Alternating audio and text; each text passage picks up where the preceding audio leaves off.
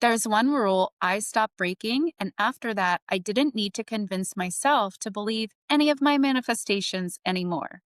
I stopped checking for evidence, I stopped waiting for reassurance and for signs. And I wasn't trying to be positive, and I wasn't ignoring reality. I was finally operating from the version of me who trusted everything was unfolding before ever seeing a shred of proof. This is the same shift I see right before things change for my clients as well.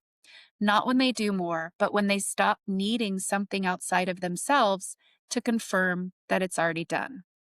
I'm excited to share this video with you all. Watch to the end because I'm going to show you exactly how to break the habit that keeps you stuck, keeps you looping, and keeps your manifestations at bay, and how to follow the one rule that makes it click in 2026. If you're new here, hello, I am your Muse Traci. On this channel, I teach manifestation the Neville Goddard way. I help you peel back the false layers of programming you learn to live from so you can return to your innate ability to create your reality powerfully and effortlessly. Now, let me be very clear about what this rule is not. It's not pretending or being delusional. It's not lying to yourself. And it's not ignoring or trying not to see what's happening in your life. That misunderstanding is exactly why people either force fake detachment or swing back and forth from being determined to being frustrated when they aren't seeing results. This rule has nothing to do with your 3D reality or your past, but it has everything to do with a decision. Manifestation doesn't respond to what you say you believe. It's not responding to your catchphrases that you may know how to recite at the drop of a hat. It isn't responding to all the things you know about being the creator of your reality. Nope, it's not responding to any of that. Okay, well, then what is it responding to? Well, your reality is responding to your state of being, your assumptions, who you believe yourself to be. And who you believe yourself to be is creating the meanings that you keep giving to your life and circumstances, the reactions you have to what is showing up in your circumstances, the reactions you have to what people say and do to you. And let me be clear about something else. Reality is not slow. Yes, there is a time delay, but the universe loves speed. Your reality is responding right now, in this moment, to what you say I am to. If you say, I am broke, but I'm manifesting more abundance, well, you'll likely not get proof of more abundance. You'll get more evidence of being broke. If you say, I'm alone and unwanted, but I'm manifesting deep connection and love, well, you'll get more evidence of being alone and unwanted. So, in other words, you don't get what you want, but simultaneously think you are not. You get what you say you are. Okay, well, then how can you change what you say you are before there's any evidence of that in the already manifested 3D reality? In our two examples so far, how can I say I'm rich before there's any evidence of that? Or how can you say you are loved and wanted before there's any evidence knocking at your door? And this is the most important question that you could have asked, or I should say, I know you're probably asking if you're watching this video. So yes, thank you for asking this question. You have to understand, as I teach on this channel, the fundamentals of manifestation and how it works and what you're actually doing if you want it to work, especially for the bigger desires that people are manifesting for. Things that are smaller that people test this with, not so much. And yes, of course, there's a reason why. So let's talk about that reason. Maybe you don't need to fully understand how it works with coffee or seeing pink cars everywhere you go. And the reason is you're just playing, you're testing, you're shifting your awareness and consciousness without attaching any need to seeing or receiving these things at all. No need equals no resistance. The moment you attach need, it gets all flustered up. And again, if you don't know what you're doing and how this really works, you'll be completely thrown off by this attachment and this need. So, yeah, for coffee, pink cars, sure, you won't need a deeper understanding. But for money, for loving relationships, or any of the bigger things, you'll need to understand how it works. You think you need the bigger things for happiness and fulfillment in your life. And so need creates attachment. It makes sense, right?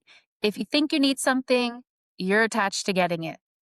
And if you're attached to getting it, what does that lead to?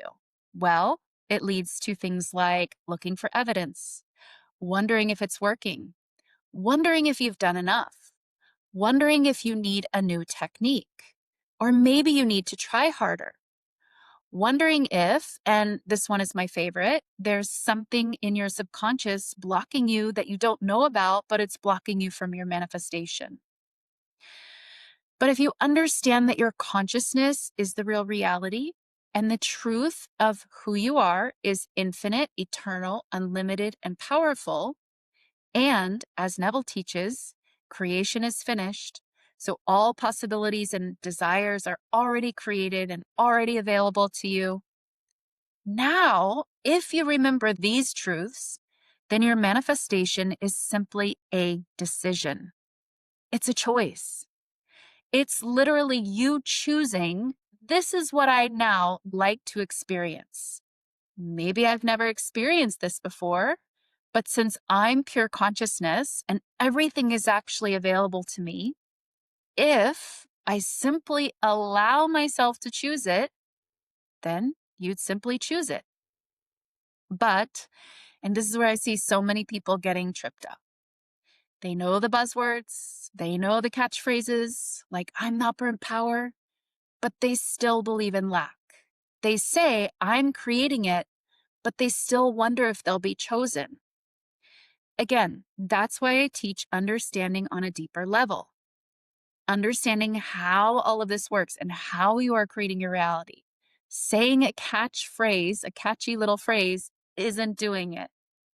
Knowing doesn't mean anything unless you know how to use it. So the moment you look to the 3D for confirmation that you are rich or you are wanted and chosen, you step out of the identity that creates change. You step out of the identity of being the operant power. And it's not because the 3D needs to be ignored, not at all. It just needs to be reframed as to what it actually is. So, what is 3D reality exactly? 3D reality is evidence of your past beliefs, your past assumptions, and your past reactions. It is not ultimate truth. If you still need proof in the 3D, you are seeing it this way. You should know that. You're seeing it that 3D reality is what's ultimately true. And you're seeing it like, I have to look to see what's in 3D reality to discover my decision. And this is the biggest misunderstanding. You do not. 3D is the evidence of your past assumptions. If you keep needing it to change before you change your assumption, you're missing it. You are keeping yourself stuck in a perpetual loop. Most people live in this loop. They decide something internally and then immediately look outside themselves to see if it's working. They check messages, they reread situations, they analyze tones, they track timing, they interpret silence. And every time they do that, they reinforce the same assumption. I don't trust what I've already decided. I don't trust that my consciousness creates. I don't trust that my decision is enough. That's the habit, that's the leak, and that's the rule people keep breaking. Here's what most people misunderstand about the rule. They think that once they stop checking, they're supposed to feel calm and just, for forevermore, they'll just be doubt-free. And that's not really how this works. Doubt can still show up, uncertainty can still pass through, emotion can still rise. The difference is what you do next. The identity that creates doesn't try to eliminate doubt. That's still coming from fear. It simply stops getting swept away by doubt. This is where people break the rule without even realizing it. They feel uncertainty and immediately go back to checking and looking for evidence. This is what I mean by getting swept away by it. When the doubt comes up and you simply return to remembering you are the awareness, the pure consciousness, who is deciding their now state of being, their now assumption, and knowing that evidence follows that, you don't need the evidence to make a decision. At first, this feels uncomfortable in a very specific way. You'll notice urges to revisit conversations from the past or look for movement happening in your physical reality. Reinterpret the timing of it all. Wonder if you did enough. Your work is to know that your new decision is enough. Your only job is to stay committed to your now chosen reality, your new assumption. You're literally training your nervous system to sit inside a decision without outsourcing reassurance. You become your own reassurance. And this is why it's so helpful to have coaching as well. This is the exact thing that most people will spend their lives not doing. Whether they know about manifesting or not, you're not ever waiting for permission or reassurance outside of yourself for your decision. That's just not how this works. But it's also not how you were taught that the world works. So I'm literally asking you, or better said, manifestation is asking you to flip your whole belief system on its head and practice a completely new way of being. And to be frank, that is exactly what this requires. You've got to be willing to go all in and decide, this is what's going on. This is how this works. This is how this works for me now. That's the muscle, and it may take some time to build. So be easy with yourself in building it, but not easy with yourself in committing to it. You've got to commit to building that muscle. So let's recap what we've gone over in this video, exactly what the rule is to change your life in 2026, no gatekeeping and no fluff. The rule is in 3 parts. First, understand who you truly are, infinite consciousness or awareness, who maybe up until now had taken on unconscious identities, identities of lack and struggle and not enough and not worthy. But none of this is actually the truth of your being. They were just a case of mistaken identity. You may have taken these on due to, many different reasons: societal conditioning, environmental conditioning. Really, it's no problem where you pick these things up. The thing to remember and focus on is it never was your truth. It's just something you took on before you even knew that you actually had a choice. You took it on unconsciously. And since it was never you to begin with, you can take it off. Just like a sweater that you no longer like to wear, you can take it off and shed your old identity of lack. And you can put on a new identity of abundance, worthiness, loved, wanted, highly valued, anything at all that you choose. There are no actual limitations for your chosen identity. So I say go big. Step number 2, you create your reality through your assumptions. Your assumptions are a decision about who you now are and what you now choose to be, do, and have in your experience. Step number 3, you do not need the evidence, validation, or approval by the manifested reality to make this new decision and this new assumption. 3D reality has nothing to do with this new decision that you just made. 3D reality is an echo of your past assumptions, and they will fade the moment you stop needing them to fade and you remove your attention from them. Now, practically speaking, this is what living from this certainty actually looks like day to day. You wake up, nothing has changed in your physical world yet. And you don't adjust your inner world, your inner alignment. You don't adjust anything. You stay aligned with your new decision, your new assumption.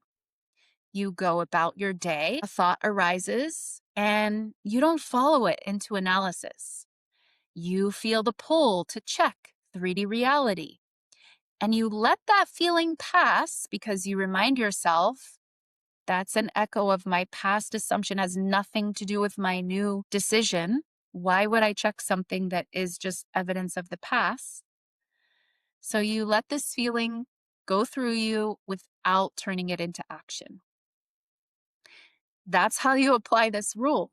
You make a decision and you know that that's enough. There is nothing else for you to do. So the real question becomes not how do I stay positive, but how do I stop betraying my own decision? Once that lands, everything stabilizes. If you can go a full day without checking for proof, you've already shifted. If you can go a week, your identity has reorganized. And when identity reorganizes, reality follows without needing any effort on your part. If you want 2026 to actually be different, ask yourself this: where am I still checking for proof instead of standing in what I've already decided? Don't judge it, just notice. Because the moment you stop breaking this rule, your assumption stabilizes. And when assumptions stabilize, reality follows quickly.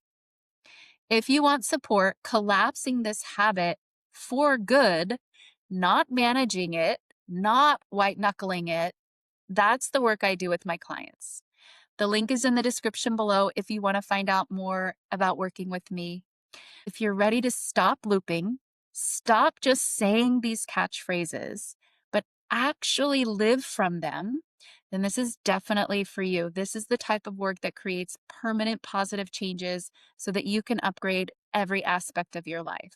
Check out the link in the description below. It'll take you to my website. There's also a link in the pinned comment if you want to book a free consult with me. Thank you all so much for watching this one, and I'll see you in the next video.